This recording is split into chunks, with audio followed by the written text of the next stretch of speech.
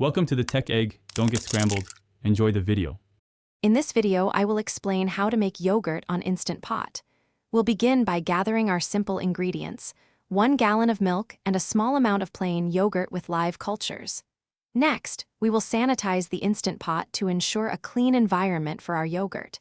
Then, we'll heat the milk to 180 degrees Fahrenheit, a crucial step for denaturing proteins.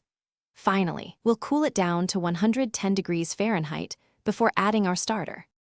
The heating and cooling process is fundamental for perfect yogurt. Pour 1 gallon of whole milk into your Instant Pot. Select the yogurt function and adjust to boil or more to heat the milk to 180 degrees Fahrenheit. This step kills unwanted bacteria and alters milk proteins. Once heated, let it cool to 110 degrees Fahrenheit.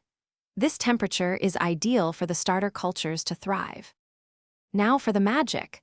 Once your milk is at 110 degrees Fahrenheit, add 2 tablespoons of plain yogurt containing live active cultures. Whisk it gently until fully combined. Place the lid on your Instant Pot, ensuring the vent is sealed. Select the yogurt function again, setting the time for 8 to 12 hours. Longer incubation yields a tangier, thicker yogurt. After incubation, your yogurt is ready. For a thicker, Greek-style yogurt, strain it through a cheesecloth-lined colander for several hours. The longer it strains, the thicker it becomes. Transfer your homemade yogurt to an airtight container and refrigerate. It will stay fresh for about 7 to 10 days.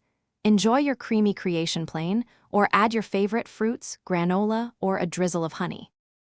Thanks for watching. Consider subscribing if I helped unscramble your problems.